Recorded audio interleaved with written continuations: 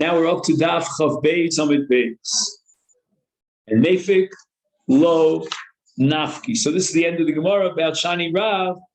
The Yosef Rav Me'ali Eluyeh. Many people come late, but Nefik Lo Nafik, out of respect for Rav, nobody would leave early, and therefore there was no reason for him to recite the Bracha L'Achreya. They would hear it from the next Koreh. Toshma, we learned in a Brisa, Zeh Klal Kol Sheish Bo Bitul Malacha La'am, etc., Koreh Gimel. So we'll have cases where people are working, it's a work day, and we don't want to extend the Kriyas Torah to take too long, so we only call up the barest minimum of 3 Koreh. For example, Kigon Tainis Tzibur V'Tisha B'Av. So we had a suffix vacillating back and forth. How many people get called up to the Aliyah on a Tainis Tzibur? It's written here explicitly, 3 people. She'ein bo bitul malach, bishum bitul malach. No one's working.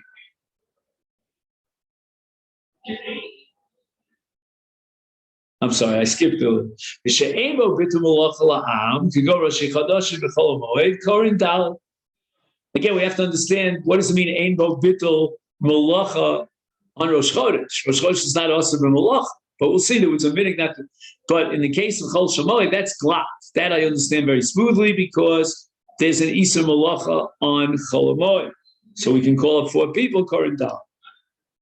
Aminah, here we see conclusively that on a Tainis Tzibur we call up 3 Kruim.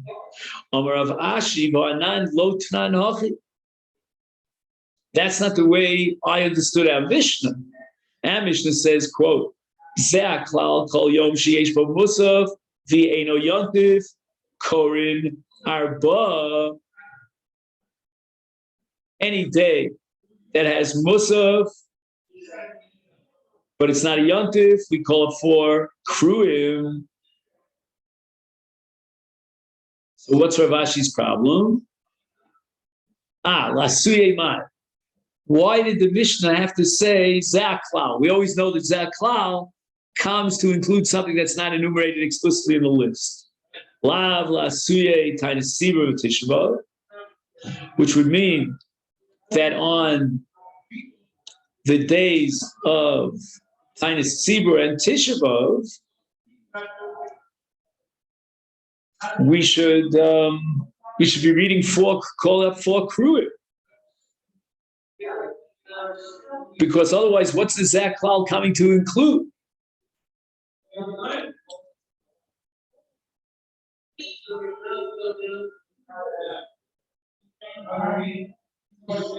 I just don't understand, according to Rav Ashi, what happened to Bitul Malach? We said that on a day that there's Bitul Malach, like a Tainis Tzibur and a Tainis Tisha, we only call 3 Kruim. And I suspect that Rav Ashi is implying a machlokas here between our Mishnah and the Bryce, and of course we go like the Mishnah above the Bryce. And the Zeh klal is coming to teach you that Tainis Tzibur is also in the same category of Dover Sheish Bo Musaf. Now you might ask me, where's Musaf on a Tainis Tzibur? And again, we go back to the Tefillah element, that we add and expand the Tefillah of the Shmon Esrei. It goes up to 24 brachos, and that Tosefes Tefillah is like the Korban Musaf. And now that we don't have the Korban Musaf, we have a Tfilas Musaf, which we recite on Rosh Chodesh and on Chol Shemoed. And now the Gemara is suggesting that on a Tainis Tzibur, although we don't have a Tfilas Musaf to replace the Korban, but we have extra Tefillah.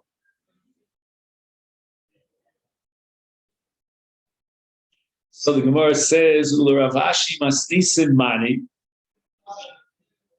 To which Tana can you attribute our Mishnah, the authorship of our Mishnah? Lo Tanakama, below Rabbi Yossi, Nisanya. Chal, Leos, B'Sheni, Ubechamishi, Tisha B'Av fell on a Monday or a Thursday. Korin Gimel, Umaftir Echad. The Tanakama holds that we're going to read 3 Kruim and a maftir. Maftir refers to the last of the three crew. And he'll read the Haftorah. B'shlishu b'vi, if Tisha B'Av falls on a Tuesday or a Wednesday, korei echad u'maftir echad.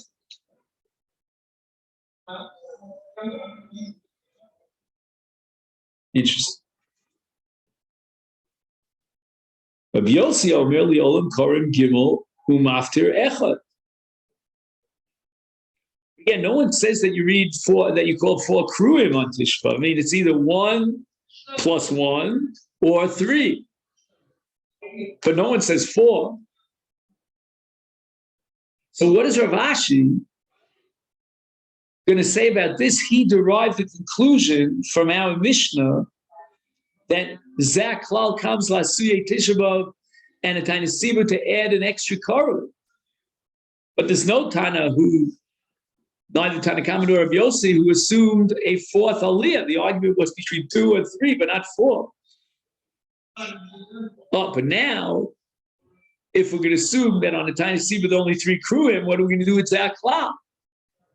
That question now boomerangs back into our court. The Elo Kasha Zak Klal. And the answer is Lola Suye Rosh Chodesh Umoed.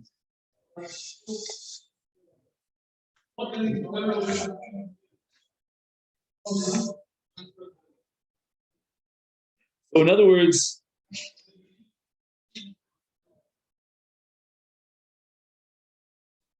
the subject of this brisa is really Tisha B'Av. And the Zeh Klal is coming to include Rosh Chodesh and Chol HaMoed. No, that doesn't make any sense. The Zeh Klal is not in the brisa, it's in the Mishnah.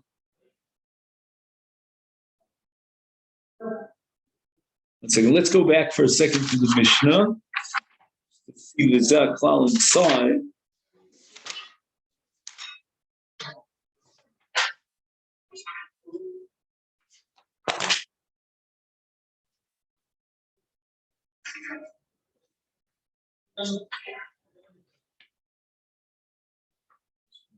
Here, we don't have the time for this. That's the old pressure cooker.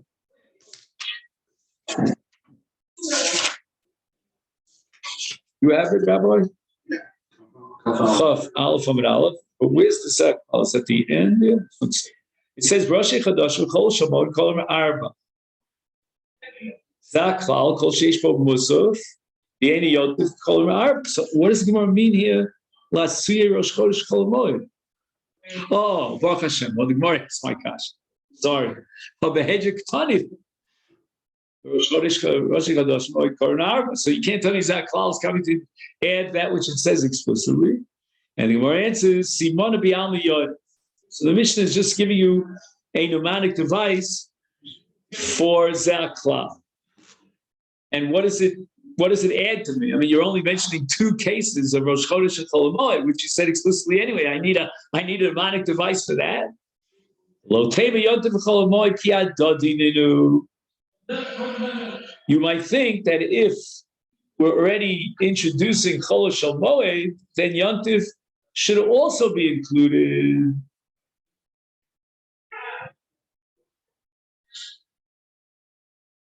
So how do we know that Yontif is not included? Elenekot high quality biyodcha, called the tafele milsa michavre tafele gavra. You say. In other words, if you jack up the Kedusha Sayom, then you have to add an extra karu. Hilchach Rosh Chodesh called uvemoed diikum kar musaf kar narba, because the extra Kedusha Sayom, in contrast to a regular day of Chol, reflects itself in the Karban Musaf.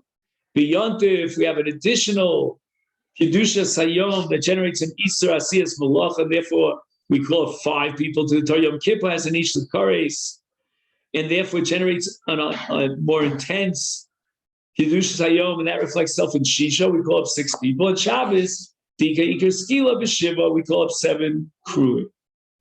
Kufa, Rav Ikol Above B'Tainis Sibur, Chum Kar B'Sifri. You got an Aliyah, Pasak Baruch, When he opened up, he made a bracha for now.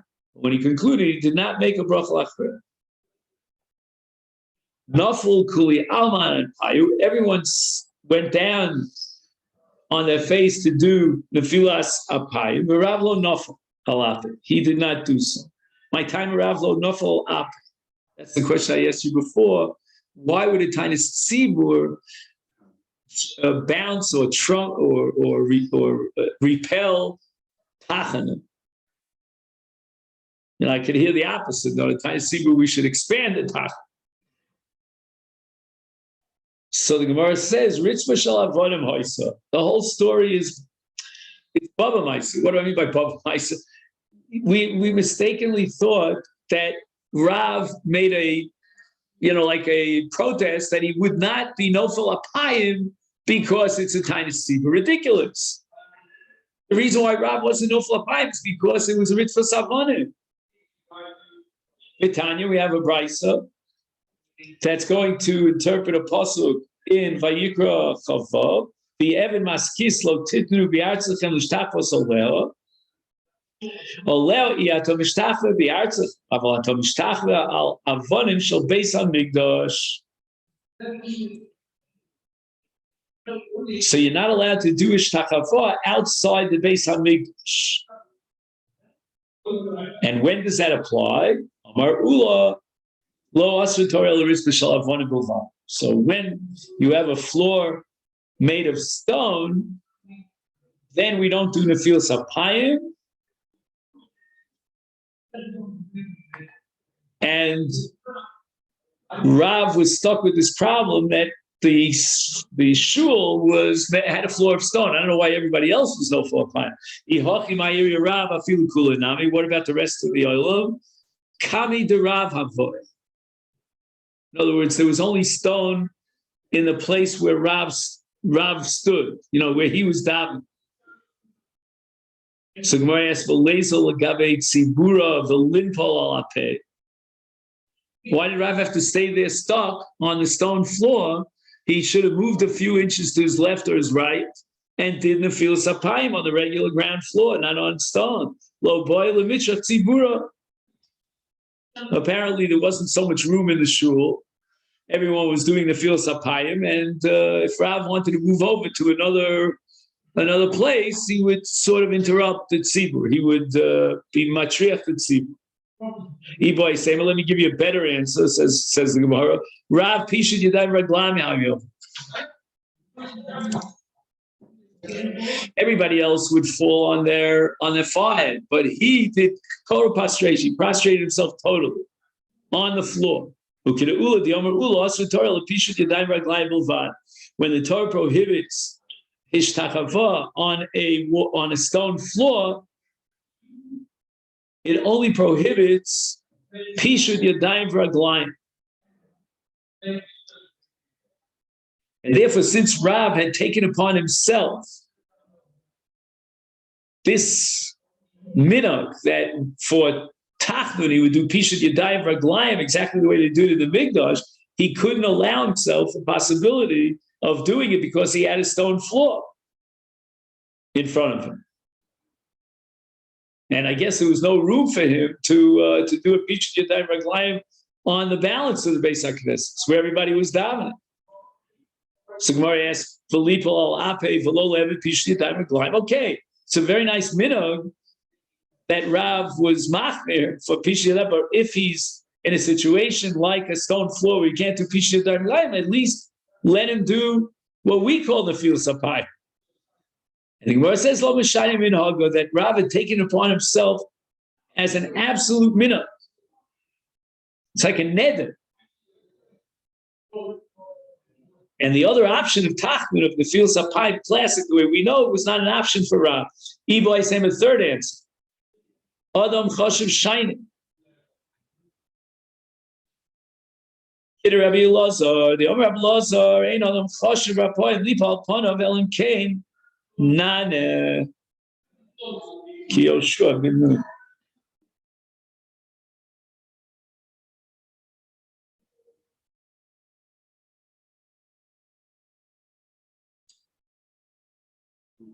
So there's a Rashi in Tainus that he quotes here in the footnote. If a prominent person falls on his face to recite Tachnun and his supplications are not answered, he will be ridiculed by other people present. This we find regarding Yoshua ben Nun Tzir, by Yomer Hashem el Yoshua Kumlach. And what does Kumlach mean? It says, Vayomer Hashem el Yoshua Kumlach lo mosata nofal panecha. So after Bnei Yisrael were routed, when they attempted to take the city of Ai, Yoshua prostrated himself in supplication before the Almighty. But God commanded him to rise. We see that a prominent person like Yoshua does not prostrate himself. Tana Rabbanon, Kida ala payim. The word Kida means to fall on your face. Shenemar vatikod basheva apayim eretz. In Malachim Beis, it says apayim. Apayim means on her face. So that's called Kida ala payim. Because it says vatikod. Vatikod means who's Kida. Kriya, when we see the word Kriya, that's al birkayim. On the knees. V'cheinu omer. And where's this pasuk from? Also Malachim Aleph. Vichroa al birkah. Ishtachavazu pishad yadayim raglan. Shenemar havo navo ani v'imcha v'achecha. Ishtachvos l'ka arts. Right at the beginning of Vayeshev. So we see that Ishtachava. So I don't know, how do you see in this pasuk that's Pishud Yadayim Raglayim? Because it says Artsa, I guess. Oh. Artsa means on the ground, implying that the entire body stretched on the ground.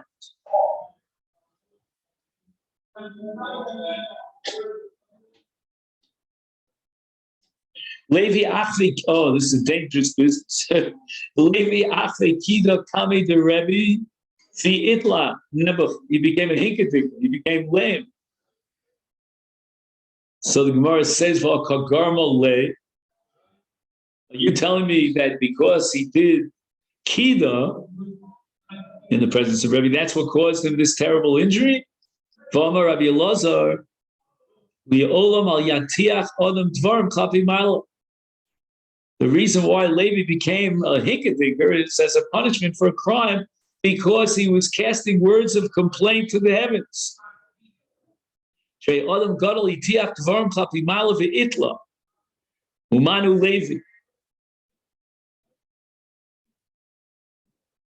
this is Gemara in Tainis Chaf Hey.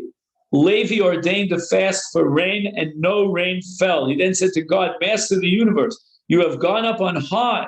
Those your behest upon him, and you do not take care of your own children. And because of this, Levi became lame. So how can you tell him he became lame because he did Kida in front of Rav? Hava Garmal Levi says that it was A plus B. He was disrespectful for being Meitiach Dvarim Klapi Mala, and he was punished with becoming lame when he exposed himself to injury. Rab Chia bar Ovin. Chazina lahula baye. I saw baye v'rava on the top of Chav Gimel dematzle atzluye, that they would lean on their sides when they said Tachnun, but they never fell on their faces to the ground. And that supports what we said before, that a prominent person should not do this whole, Pishud Yadai Raglayim Kida business, because it might come to, people might say, well, God did not answer the prayers of these prominent people.